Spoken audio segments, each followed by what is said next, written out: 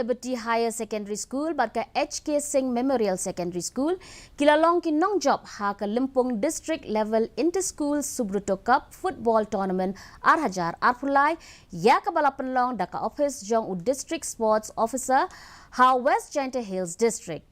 Lapan kot ya ka ni ka Lympung hinin ka sngi hadin lai tali ki jinga khun ha ka final ha ka ba layale kai da ki kinthai bat shinrang bahapo khat nyo snem bat ki khna shinrang bahapo khat sau snem.